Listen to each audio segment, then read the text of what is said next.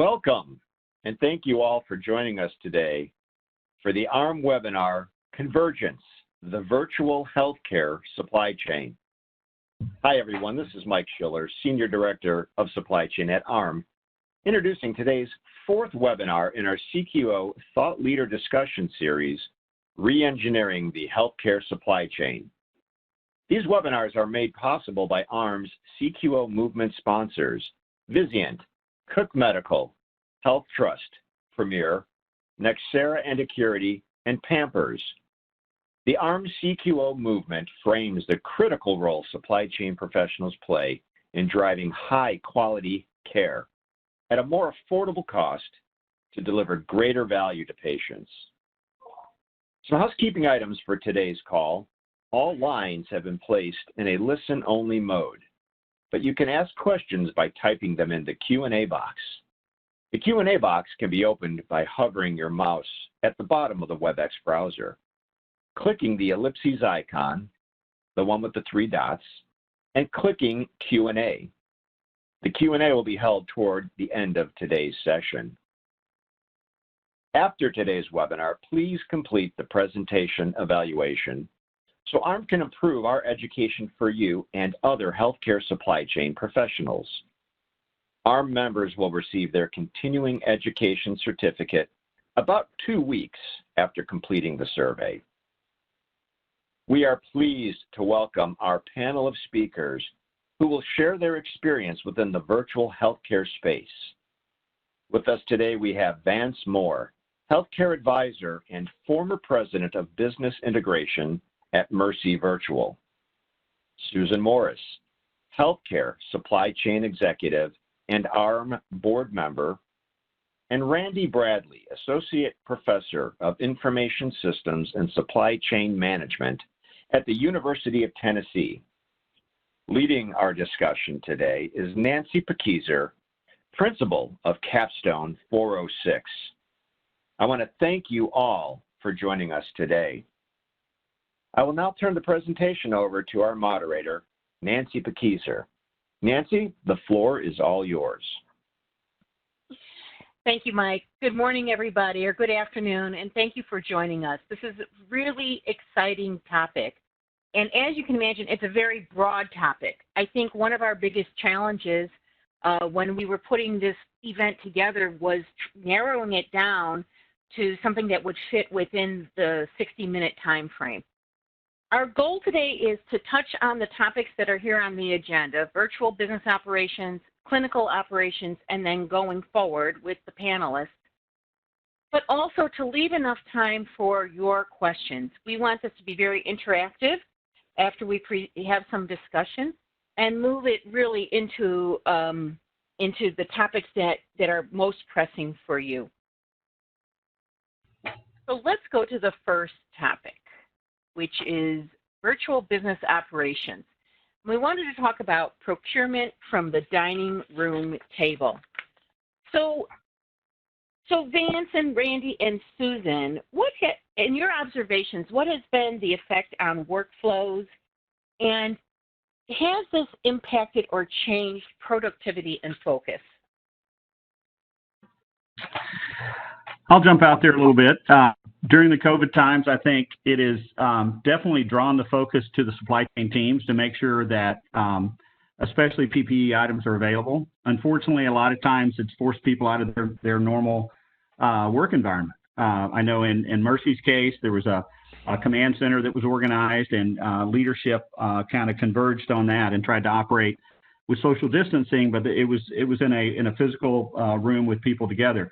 But most of the remaining staff was well distributed at home or elsewhere. So I think not only is there an element of staying engaged with the local team so that you can honestly look people squarely in the eyes, I think that's helpful. But there's also an understanding you've got to be able to manage your team remotely to be able to support the operations. Over time, as things come back, it's at somewhere in the equilibrium between the two, to where maybe the determination of what's needed can be done from the dining room table, but oftentimes the support's got to be physical. There's got to be somebody taking the freight from the dock to the part locations. Right. Right. It's a real blend.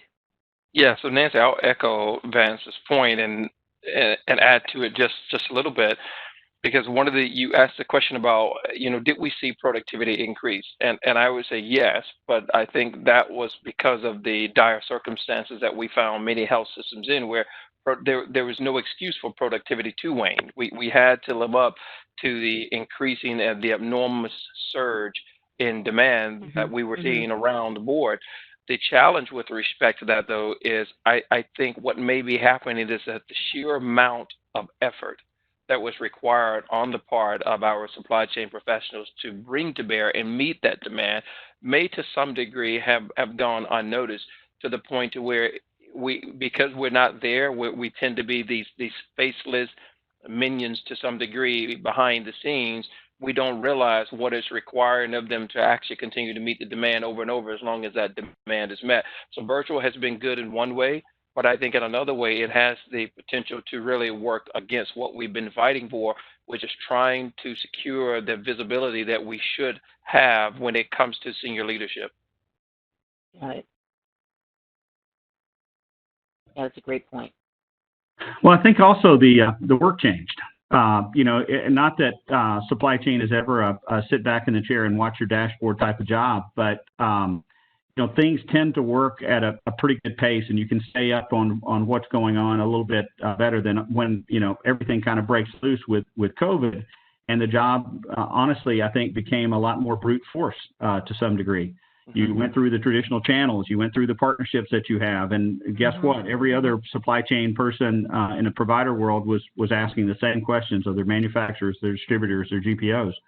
And so, I think it stressed some relationships, but it also just, it became a job of influence, a job of compromise, and I think there will be some very interesting things that that will happen on the go forward based on the learnings over the past 4 to 6 months. And what do you think those interesting things are? Well, I think partnerships and potentially even service guarantees and things like that. I think arrangements and contracts will be viewed very differently in the future. And like I said, when there's only 4 chairs and there's 6 people who want them, there's definitely going to be at times there's going to be some damaged relationships, and you'll probably see some mending of fences, and hopefully the hearts will soft enough to understand the situations that everybody was dealing in. Yeah, one of the things I would hope we would see is a greater focus on more strategic and collaborative relationships, and less focus on transactional relationships, which have tended to be the norm. So true.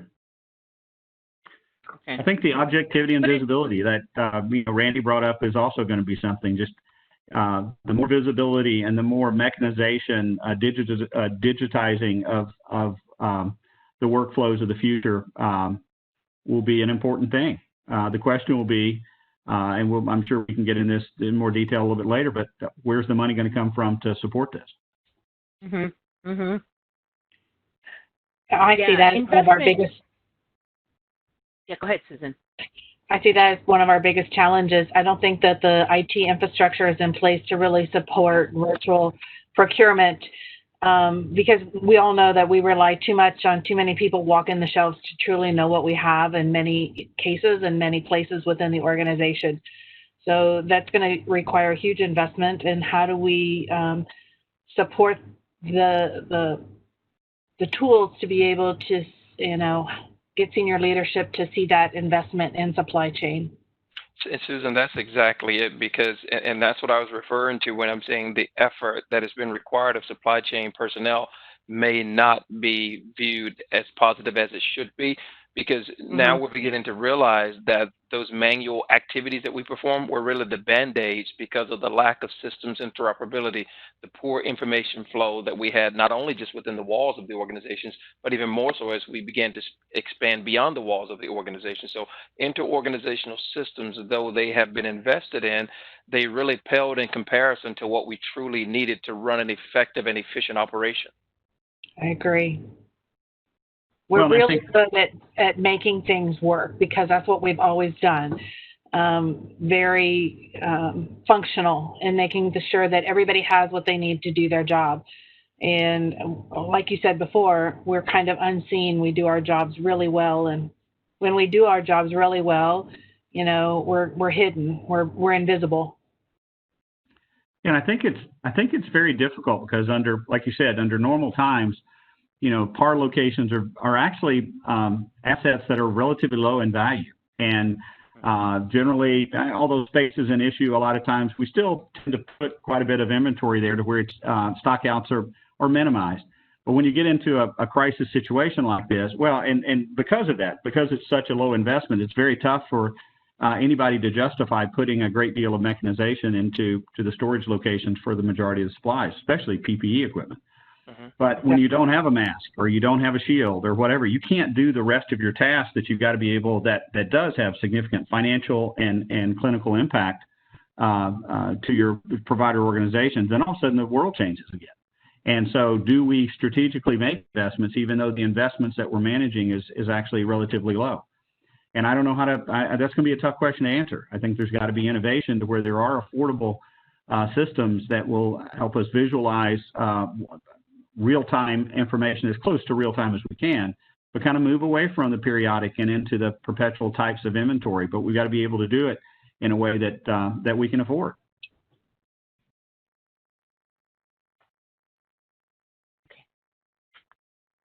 Well, this is, yeah, and Susan, I really liked when you were talking about the technology just isn't there to support what we need to do. I mean, there's a big investment in equipment and supplies that had to happen so people could work from home.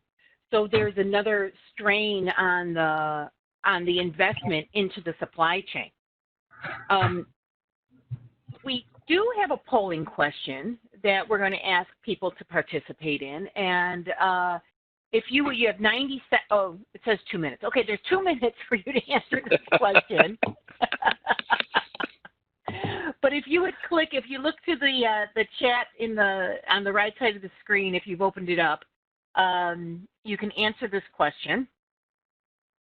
And this kind of goes across the board. I'm going to answer it. There we go. But in the meantime, let's continue the conversation, because I think this question about, you know, the remote work and then moving into our relationships, our trading partner relationships is really significant. And we'll have another phone question on that in a minute. But, you know, you were just talking about commodities and things like that. So, Vance, I think when we talked about this last week, you were talking about how the management of commodities may change going forward, and then sort of how that will play into the overall trading partner relationships. Do you want to touch on that again?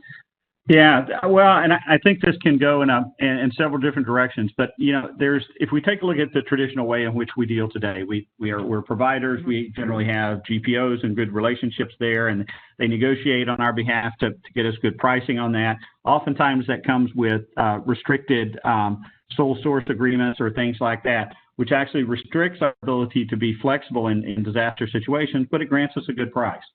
And then also the manufacturer relationships that we have that, you know, at the end of the day, most of the providers are still writing the checks to the distributors or directly to the manufacturers. And so you've got this network of families that kind of come together to pull off this entire situation. When it all breaks down, all of a sudden we may find ourselves discussing with GPOs or having direct relationships with manufacturers around, look, I need to have a guarantee of these types of supplies in the future. I'm willing to pay a little bit more for that.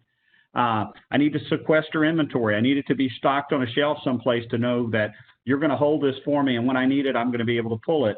And since you have very good perpetual inventory systems with FIFO capabilities, I'll know that my stock is rotated and things like that. So these may be completely different, more strategic relationships that we set up, which I'm hopeful of, because I think when you get into those types of discussions, you become closer with those integrated partners that you need to be successful. You know, I do believe it's going to require potentially a different way in which we look at it, and there may be some other players that actually enter the market. For example, the traditional chains that I was talking about. What if in the future other healthcare providers like ourselves start to work together to build out almost co-op type situations to where we have visibility into each other's inventory. And if somebody's having a crisis in one particular area, if there's other like-minded providers that will help out in some way if we can't get it through the traditional channels. So there's a lot of different, I think, ideas that could happen. I've actually had contact with a couple of private equity firms that are looking almost a third-party logistic, or I should say, manufacturing of commodity-type products on U.S. soil, securing some capacity of facilities which are open today. That's an interesting concept. And then also 3PLs that may come in to where, once again, it's an agent that is actually storing goods and managing them for a consortium of providers that may come together in some investment way to help manage the crisis inventory at the very least. Yeah, I think it's going to be interesting. You know, one of the things that we had talked about last week, too, was just about the whole virtual business meetings and quarterly business reviews and things like that. And how do you guys see those moving forward? And I think, Susan, you had some good comments on that. I think this is probably the easiest part of virtual supply chain today, because I touched on the technology a minute ago, but we've all gotten used to doing some kind of a video meeting in some form or fashion over the last few months since the pandemic started. So being able to meet with our trading partners virtually through a video conference is almost become commonplace. It definitely does not take away the personal interaction, but I do think that it is probably going to be the easiest part of moving to a virtual supply chain currently. And then moving on from that, I mean, kind of like blending that conversation with what Vance presented, how do we start to monitor vendor performance? I mean, how does that start to look going forward as we start to kind of change the playing field, if you will? Well, in manufacturing, they already have like vendor supplier scorecards. And we've never really been very good on the provider side of doing that. And I think that we need to start looking at some of those tools that our manufacturing partners already utilize instead of recreating the wheel to monitor some of that. We have gone with a lot of sole source partners in the past. Supply chain has always been get the lowest cost, get the lowest cost, get the lowest cost, which has put us where we are with the PPE today. Everything has come from China, and of course, when China got hit first, they shut down.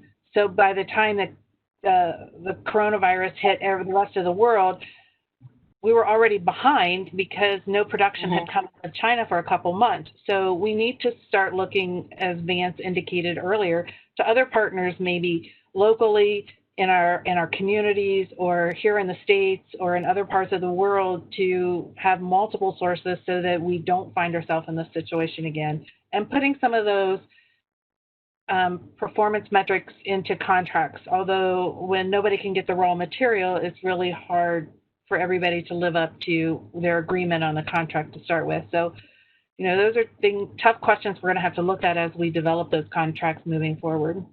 I agree, Susan. Yeah. The whole aspect of supplier relationship management has, although we have done some of it in healthcare, we've done it to a much smaller degree than what we see in other industries.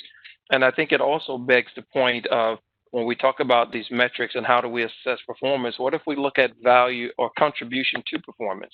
Meaning it's not so much what I sold you, but it was the value that I added in helping you as my client achieve your goals.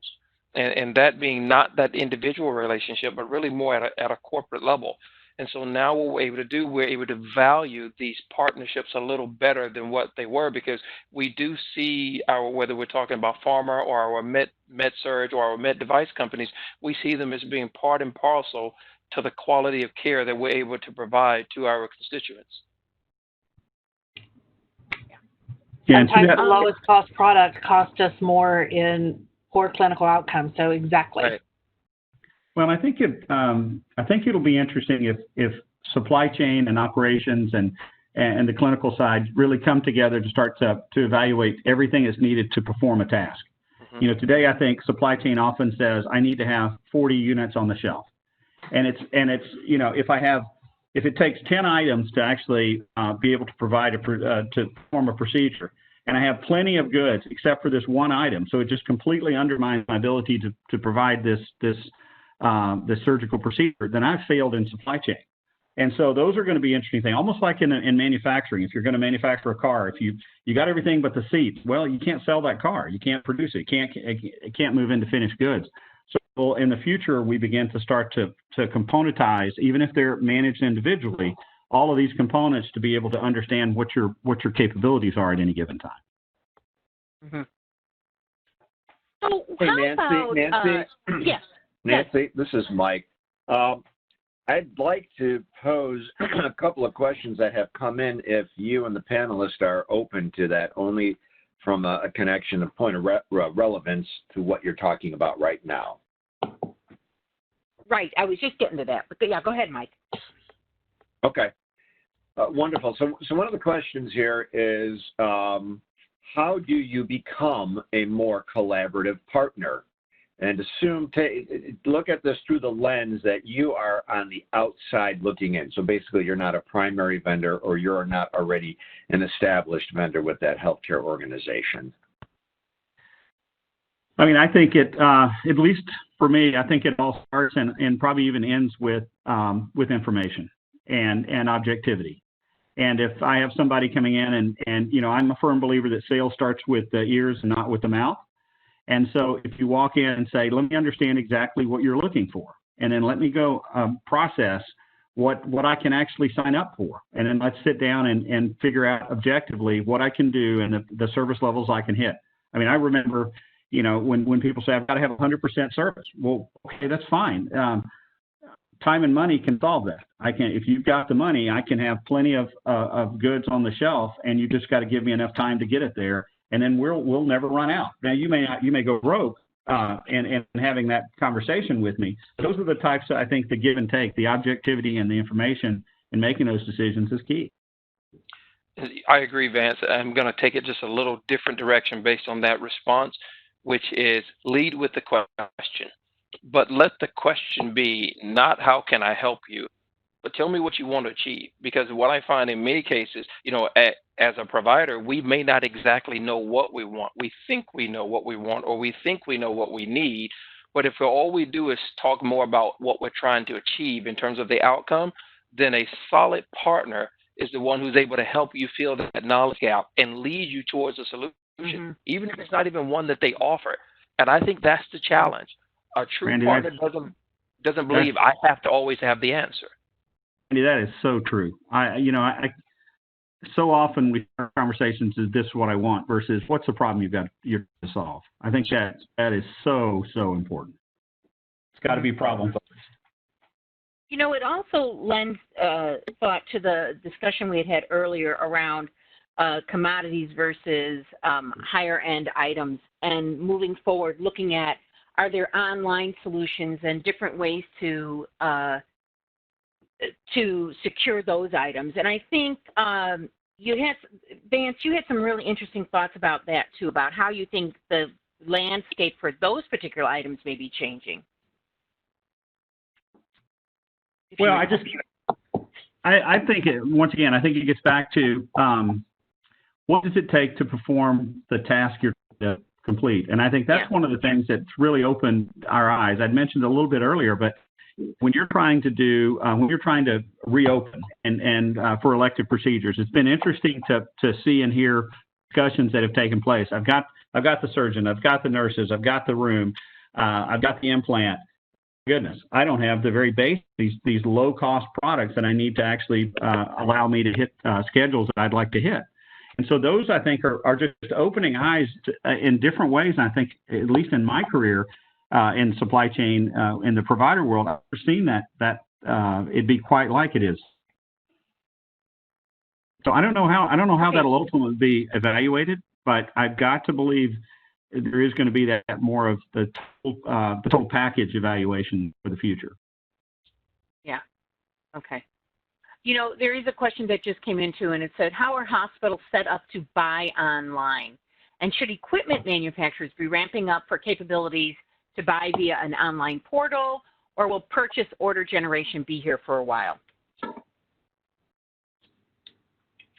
I will say if we take some cues from what we've seen in the European market, where they have truly embraced e-procurement, not just in healthcare, but across the board. When we look at that, North America holistically is substantially behind with respect to that. So to me, Yeah. the more Yeah. direct answer is we should do it, but we should be doing it not necessarily because of the times, but we should be doing it because of the efficiencies that come with that. Mm-hmm. And not only that, but the additional opportunities that it opens up. I mean, how many organizations, whether you're on the buyer side or not, you're so tired of having to deal with all the manual processes associated with responding to an RFP, RFQ, or an RFI, and oftentimes having to enter the same information over and over and over.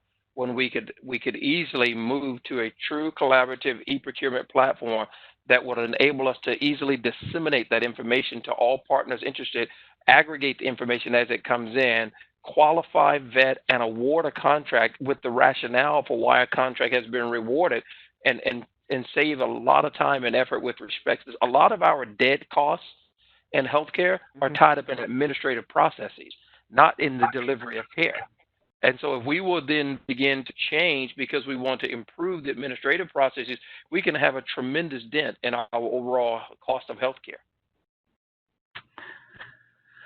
I think we can take a lesson, just exactly as Cindy was talking about. We can take a lesson from retail. The visibility of what's on the shelf. We may have to open ourselves up to allow the vendors to understand exactly what's there. And then, as was mentioned before, we set up service level agreements and say, look, there's going to be an open PO basically, and I'm going to have a trusting relationship. I'm going to sample. I'm going to challenge it occasionally, but what I'll do is whenever I hit a trigger point, it's an auto reorder, and that stock will come in, it will be put back on the shelf, and we will be able to go back and manage it in a continuous replenishment model.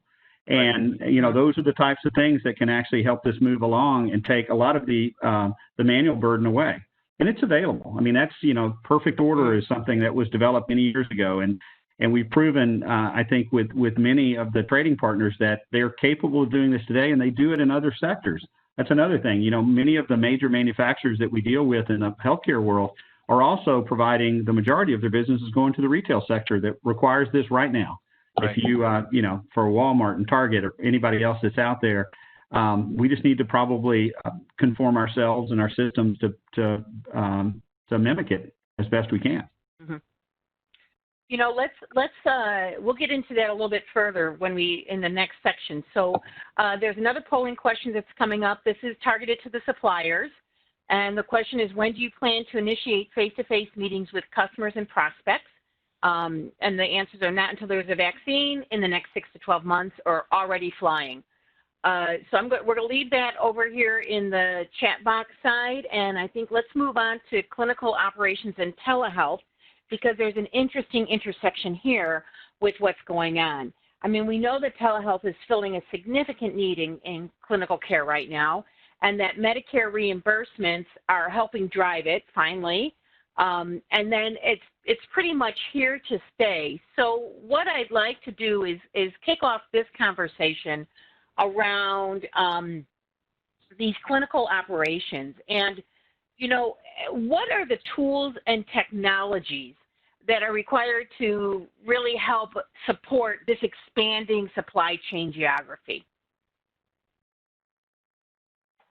So Nancy, I'm going to go back to a point that Vance made, and which I think ties into this, which when he was talking about just the visibility that we tend to have, willing to show what's on the shelf. Well, when you move into this particular era here, telehealth is one way, but really what we're talking about is providing comprehensive virtual care, which could encompasses telehealth, but it's not necessarily just limited to that. We're talking about home-based care as well. So if we think about those long-term support services that many payers are providing and offering, even adult daycare services, what we're getting into now is this ability to providing supplies and products direct to consumer, if you will. And when you think about that, we have to ask ourselves, do we have an agile and resilient supply network that will enable us to move those products? We're challenged in many cases just to move it from central warehousing or central distribution to the floor. But now you're talking about that it may go somewhere else without ever even touching central distribution. And so I think part of it is it's going to be, it's not just the tools and technologies, but it's a cultural change. It's also a philosophical change in terms of how we have done business, which is really going to require us to adapt the way we do things to make it really look more like what we see in other sectors. Yeah, I couldn't agree more. And I think if we take a look at the traditional supply chain leaders and providers anyway, they tend to be very hospital focused and may not even have the authority or any type of strategic plan to address shipments to people's homes or to urgent care or to primary care, the alternate sites that are out there. And I think that's going to be something that may need to change in the future, if not already in place, is the supply chain leaders of healthcare organizations promote themselves, so to speak, to put together strategic plans that encompasses this entire diagram that's shown here. I truly believe in my heart that more care will take place in the home than ever before, and it's not going to come, well, the population is going to continue to grow because of the baby boomers. So a lot of people say, so you're saying the hospitals are going to close? No, I think the hospitals are going to be full. I think there's just going to be a lot of people who are getting older that are going to hit that area that will be coming into the hospitals. But a lot of the transactional care that is non-urgent, or I should say non-procedural, is probably going to take place in somebody's home. And that's going to be a great opportunity for some health systems that want to create a stickiness of their brand with people in their homes versus letting Amazon or others completely take the market away from them. And so it's just going to be interesting how strategic supply chain will become in the home in the future. I think that's a big question. So Vance, what you're getting here is it's a perfect opportunity for supply chain to help take the lead in a conversation that is really more business oriented here. Because we now become or can become the seat of innovation with respect to how our organizations can perform differently, how we can identify new market opportunities, and where we can begin to pursue those opportunities because of the capabilities we have. Having supply chain capabilities will enable an organization to pivot and take advantage, or is going to inhibit their ability, and we become sort of the status quo. Yeah, and I think Susan said it well earlier. She was saying that, you know, oftentimes supply chain does their best work when they're quiet. Mm-hmm. I think that's got to change somewhat. We've got to become a part of the strategic discussion. And I was going to piggyback on what you said a minute ago, Vance. I think we need to start, and to your point too, Randy, this is an opportunity for us to become more clinically integrated. It's an opportunity for us to be a part of the care planning team for those patients or the discharge planning team for those patients. If we know that they need to go home with wound dressings or a wound vac or ostomy supplies or whatever the case may be, you know, we are the experts in that. And how can we leverage ourselves with our clinical teams to make sure we are a part of those discussions and that we can open up business opportunities for the organization? Right. So how will technology and sort of that virtual visibility be played out here? I mean, are there specific tools we need to be looking at, or you know, when you're looking at the plans for doing this, what are the things we need to be taking into consideration? Well, there are some tools that we could focus on, for instance, and we've seen this over the past, I'd say 3 to 5 years, this emphasis being placed on a true customer relationship management tool or methodology being employed in healthcare. I think that's going to become extremely vital because you're going to be able to need to better understand which of your customers or patients in this case are actually being serviced and which are not necessarily being serviced to the level that they actually desire. The other thing that we're going to need, Nancy, will be if we think about what we call supply risk management or risk mitigation tools that enable us to look at it both not only at a supplier level, but also looking at it at a product category level so we can begin to see globally where there is a potential for disruption or a break in supply or a change in supply. I think those two things go together. And then last but not least, coupling with that, there is something else that is paramount, but it's not a tool. It's a willingness, and that's the transparency piece. No matter how much we invest in visibility-based and risk mitigation type solutions, they are all predicated on the transparency of those who are more upstream. And that means they have to be willing to share and liberate the information, but it also means they have to have the capabilities in-house or the tools to enable them to share that information. So I think it's a multi-level problem here, and a variety of technology stacks, not just a single or isolated solution that's going to solve this. Yeah. Yeah, and just to complement that, I think there's going to be more focus on predictive analytics, and even scenario planning, simulation, things like that, supply chains and operations and clinical teams can come together and say, what if? If these situations happen based on our past history anyway, this is what we can, this is what we can plan on. And that's kind of what took place. If you remember early in COVID, there were prediction models that were put out there, worst case scenarios, best case scenarios, and so there was a lot of predictive analytics that was built. And I think it's helped open the eyes to a lot of people on what did come to pass and what did not. And so these models can be tuned and continue to improve. And I think it's going to be connecting the dots. Oftentimes this gets back to the strategic nature of supply chain. I've always believed that no care takes place without supply chain, and they need to be much more than just making sure that the widget's on the shelf.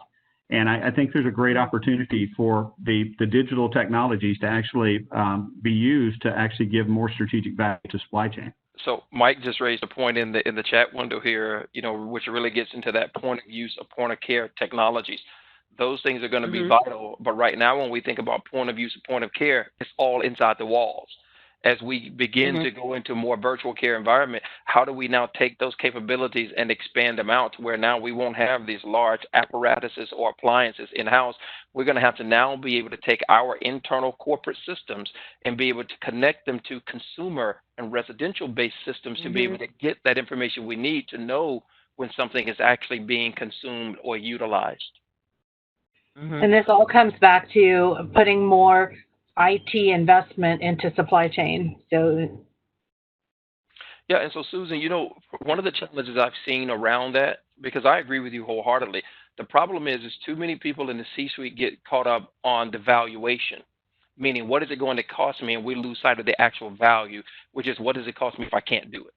Or what will be the value add if I have it? And I always say, if you're in a desert and you've got a $5 canteen of water, trust me, even though the valuation is $5, the value of that is much greater than $5. We're talking life and death. And when we begin to change our business case to where we talk value versus valuation, I think it helps to make for a more compelling and a stronger case to help get the executives out of that traditional myopic view in terms of how they view technology investments. Randy, I'm writing that one down. That's great. I think we do need to start reframing that conversation, because we are all limited with the amount of resources, whether it's human resources or financial resources, and the IT department is no different. So if we need somebody from IT to help us to build the systems and the tools that that we can utilize within our organization, so much focus has been on the EHR and making sure the physicians can document within that tool. So we have to reframe that conversation to show that value. I agree, Susan, and I believe one opportunity we have, which is your next IT professional is likely going to be a supply chain professional. As supply chains are so inextricably linked to digitization and emerging solutions, it's almost too much to expect the IT function to really become the core experts with respect to those solutions that are applied in a functional domain. But what's going to happen is it's a great opportunity for us to invest in our supply chain personnel, add to their skill sets and knowledge base so that now they can contribute across the board, not just in the supply chain function, but across the organization, even when IT finds itself strapped for human capital. And it does go back to the link to the clinically integrated supply chain, right? Because ultimately the whole the whole purpose of our industry is to deliver care. And it's like, how do we mature not just our supply chain practice, but the information flow that goes with it so that we can be supporting that more robustly and then making that link to the executive suite so they're willing to make those investments outside of systems of record, if you will, like the EHR, which has come up a few times here. So, and this is going to be very tough, though. I think, when you look at, the news headlines that pop up all the time, that how much money has been lost over the last 6 months with healthcare providers. And yes, a lot of them have large endowments that they can potentially buffer them to some degree. when it comes time to invest, where will that investment take place? There's going to be a pretty strong competition for it. And in my own example, back when I was with Mercy, you know, it was easy to get cameras. It was hard to secure them, but it was easy to secure the dollars to buy them if they were available, to get them in the hands of physicians so that they could connect with patients. But I'm not so sure that there was a lot of money spent in taking supply chain to the next level. So, you know, those are the types of things that there's going to be a foot race, I think, that compelling business arguments will have to be made. I love Randy's comments on valuation versus value. And I think that's going to be an interesting concept that will hopefully grow in the future. And I think it's a nice segue into the going forward segment of our discussion here. Really, and the question is, does digital precede virtual? And when we were talking about this, we looked at things like the KPIs that AHRMM is promoting right now, trying to get some industry-wide KPIs. Is this sort of the best direction for the industry?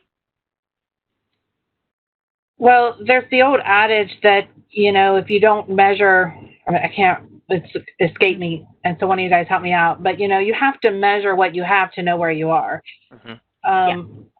Randy's definitely right. We need to be able to present the value to the C-suite. However, we also need to know where we stand today. And we need standardized KPIs so that we're all on the same page, so that we're all presenting the same data. And we need a starting point. You know, we've got to measure what we've got today to know how far we've come tomorrow. And, you know, if you don't measure it, you didn't do it. So I think we need to do KPIs. I think they're critical to moving us forward with data, because without the data, we don't have the information we need to answer some of the other questions. Well, I think you're right. I think there's two elements to this. It's you're touching base there. There's some fundamentals that we have to make sure that we have before we advance on the more strategic front. But the fundamentals, at least from my perspective, an old engineer nerd here, but I believe you have to focus on 4 key things: position, direction, velocity, and acceleration. So remember your physics classes from way back. You know, your position. I've got 10 items on the shelf. That's the position I'm in right now. Direction, am I depleting it or is it stagnant? I need to know that. Velocity, what's it moving? It's moving at 12 items per day. So if I've got 10 on the shelf, I've got an alert situation that's about to happen. And then acceleration, is it steady state? This is pretty steady, or am I moving at 2.5 times past trend? So if you understand these types of things, it can begin to put a scenario in front of you that you now know the prioritization of the problems that you're going to have to focus on in the coming days. And then if you're able to also have the predictive nature to where you have something to understand, look, I know that every a Monday is a high volume day and it's going to be different than it would have been on Thursday. And you begin to start to understand dynamically what's going on. If you understand those fundamental characteristics of what you're dealing with, and you understand at least the scenarios of where you could be going, you can put together and prioritize, I think, work for the future. But that's not something that you just go and buy off the shelf. It's going to take some collaboration with folks to actually get something like that done. And so, Vance, if we take that and then go that next step, which is, now that we've done this from an operational standpoint, how do we now communicate this to those in the C-suite who may not come from an operational background?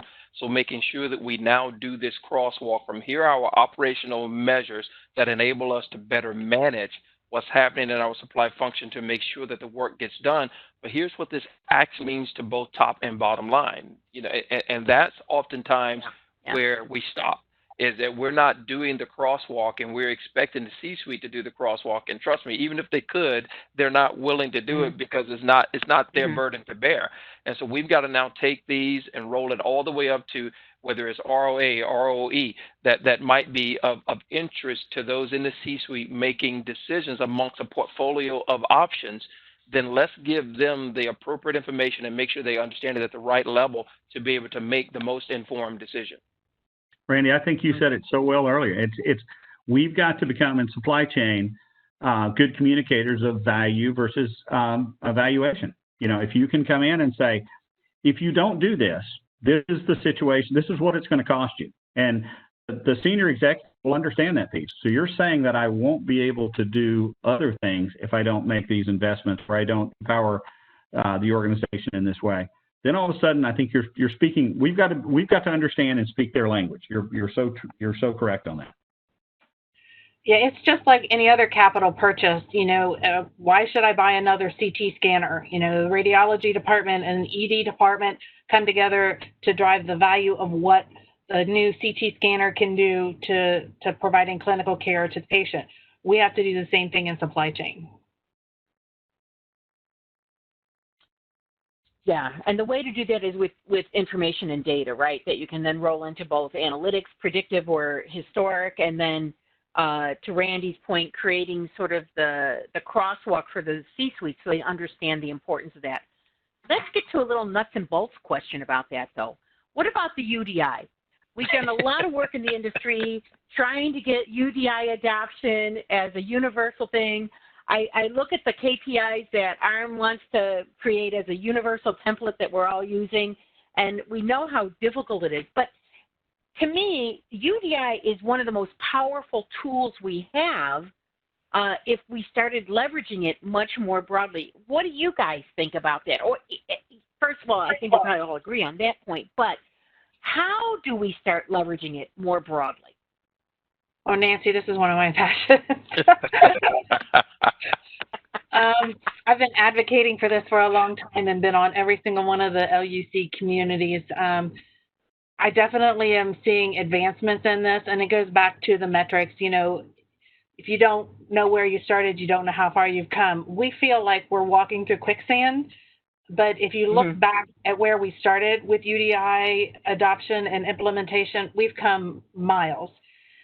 We still have miles to go, don't get me wrong. I think there's a lot of work to be done, but I think more and more providers are utilizing UDI in their organizations in some form or fashion. With the passage of the Accountable Care Act and the Meaningful Use 3, the last requirement, which has now become promoting interoperability, that was the carrot and the stick to force providers to start using the UDI systems by recording their implantable devices. And once nurses saw how easy that was, it was like, why can't we use this to document other supplies as well? So we've got to get better at it. There's no doubt about it. The Learning UDI communities have done a great job of bringing a multi-functional group together of providers, suppliers, manufacturers, IT professionals, regulatory, everybody to the table to say, we've done good work, but here's where we need to improve and what we need to do moving forward. Yeah, I think UDI is the currency of truth. And what I mean by that is, for so long, I think marketing has beaten science. And I think a UDI is a foundational element that helps science actually beat marketing. And what I mean by that is, oftentimes goods are produced in a good, better, best approach. And someone will try and sell you the good to get in the door and then upsell you to the better and the best with features and benefits at every level. That's just very common. And we fall to this every day, and it's fine, actually. But what we find is UDI will allow us to understand the differences between one product and another. And if you sell me the good and then I'm upsold to the better or the best, am I seeing a measurable outcome in a patient or situation by going up the ladder? And if I'm not, then I have to question one of two things. Either your products are a fraud, they don't actually deliver, or I'm using the product inappropriately. And it could be, and oftentimes it is, I'm using it inappropriately. And I think this also allows a manufacturer and a provider to come together to understand, hey, you know what? That is a great product, but that great product's only good on this patient population, and you're trying to use it broadly. So you're actually hurting me, the manufacturer, because you're using it inappropriately, and that's going to get kicked out. And so these are the types of things that UDI can help us make much better decisions. And if it comes down to there isn't a measurable difference, I can't even using it on the right population, then bottom line is you've either got to give it to me at the lowest possible price that I was paying for the good product, or I'm just going to switch back to the other, because I can't seem to get the value out of the product that you've asked me to buy. Yeah, and value added, value analysis, is another critical component of this discussion. Sure, We right? would all pay a premium price for a premium outcome if that's exactly what is desired in a situation. Right. But if we can't prove it, then it becomes something to where marketing, once again, is beating science. Yeah. Yeah. Cool. So I'm looking to see if there's any questions in the chat box we haven't addressed. Let's see. There was something I saw. Okay. Mike, did you have any other questions that you saw that I didn't see? Oh, okay. Oh, this is a great question. That's right. This came from much earlier in the discussion. But what are your thoughts on the recent news and use of the Defense Production Act to mobilize Kodak to make generic, active pharmaceutical ingredients in America?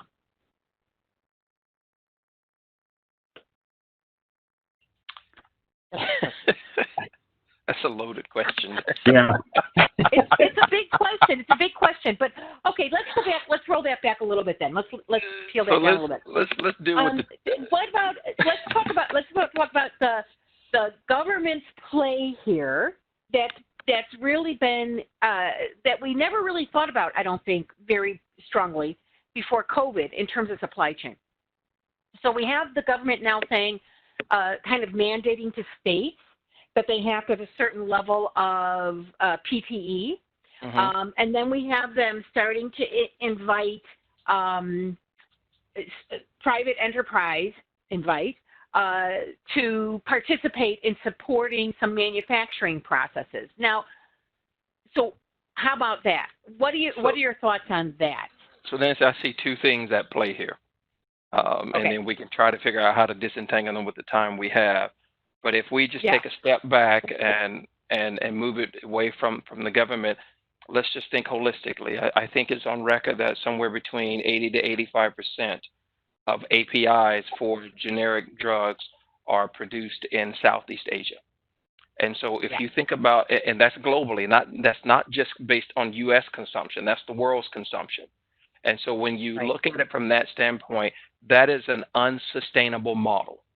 Because essentially what we have done is, even though we might go the route of multiple sourcing, we still have a single point of origin, not for one pharmaceutical, but for the vast majority of the pharmaceuticals that we're going to be in need of for whatever the situation might be. So from that standpoint, I can see the mindset that you do need to try to nearshore some things. And I don't think the U.S. is the only nation who's starting to look at that. By talking with colleagues in other countries that have been heavily dependent on Southeast Asia, they realize that. The other concern, or the flip side of this, I believe, is also the looming threat to to your citizenship. And what I mean by that is, when you have lost the control of the vast majority of the things that you consume, you artificially create risk in the event that there are nation-to-nation conflicts. And so by being able to build something closer to home, you also help to insulate yourself from this mechanism. So those are really the two vantage points that I have heard, not only from a North America-centric standpoint, but also if we look more globally. Those are concerns that are on the minds of many nations, and it has nothing to do with whether we believe anything is imminent. It's just that this pandemic has allowed us, or forced many, to think quite differently about where and how they source these vital APIs. I think it's time for government to evaluate manufacturing capabilities where possible and understand, are there production conversions that can take place in certain scenarios. If we think all the way back to World War II, my first job out of college was to work for Cooper Tire, and it shifted back in.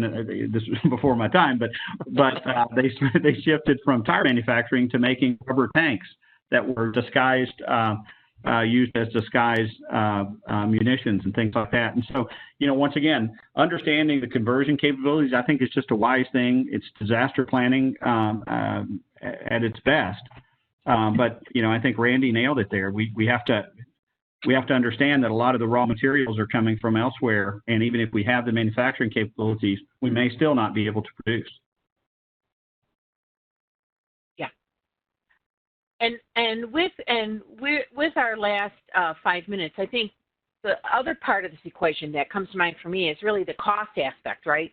I mean, one of the reasons why Southeast Asia is such a hub of manufacturing, either components or complete parts, is because the cost of being able to create those over there. And we know that the cost here on the States is going to be higher, or historically has been higher. I know that was shifting a little bit there for a while. So how do we play all that in? To me, Nancy, it's easy, which is you pay for convenience. If I want to drive a little farther to go to a place that's less convenient, I can get a better price. But if I want to get something that's closer to me, that's more of a convenience, I tend to pay more for it. I think what it also begins to change is going back to something that Vance and Susan both brought up.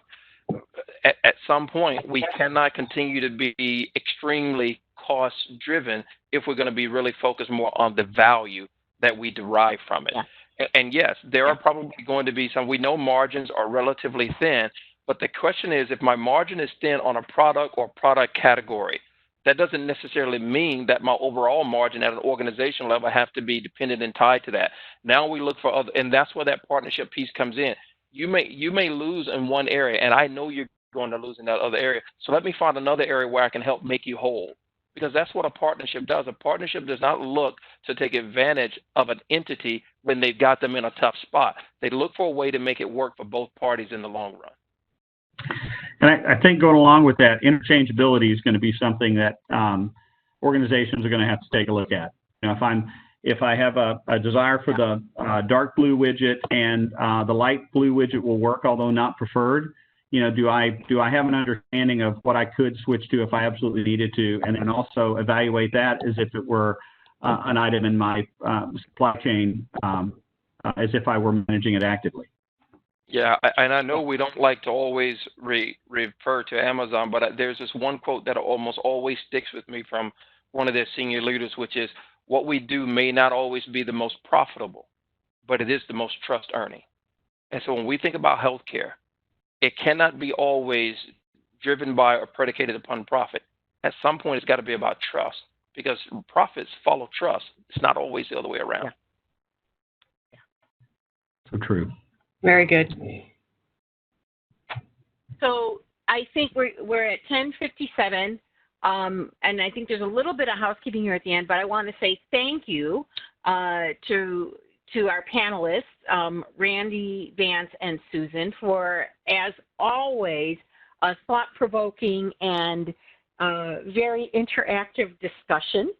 And for folks who are on the phone, if your questions didn't get answered, the staff at AHRMM keeps track of them, and they will send them out to us for additional feedback on it. And please, if you have any additional feedback or questions, go to AHRMM@aha.org and let the staff know what's going on with you. So thanks, everybody. Great session. Appreciate your time. Thank you, Nancy. Great job. Thank you. Thank you.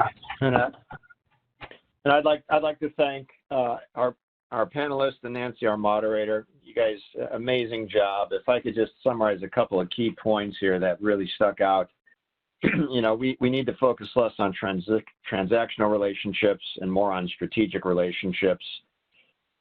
Supply chain, we need to be promoting ourselves, and by doing that, engaging ourselves in those C-suite conversations, have the opportunity to focus and drive supply chain's role in the non-procedural care that will be taking place in the home, as well as providing the value, not so much the valuation, of the investment in ERP and other supply chain infrastructure.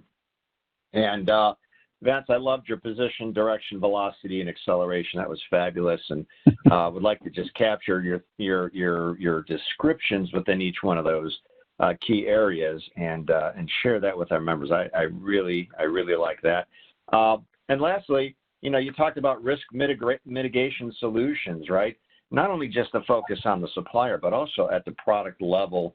So to that end, our last webinar in this leadership discussion series will focus on the role of risk management and supply chain and a deeper collaboration between those two disciplines. So again, fabulous conversation. Thank you, everybody. As Nancy mentioned, if we weren't able to answer your questions today, please add them to the Q&A box now or email them to arm@aha.org, and we'll ask our panelists to respond to those questions, and we'll get the answers back to you. I also want to take a moment here to thank our CQO movement sponsors again for making today's webinar possible. They are Vizient, Cook Medical, Health Trust, Premier, Nexera and Acurity, and Pampers. And I want to thank everybody who joined us today. I hope you found this as interesting and enlightening as I did. We appreciate all of the hard work that you are doing during these challenging times. Stay safe and stay well, everyone. Thanks again. Bye-bye.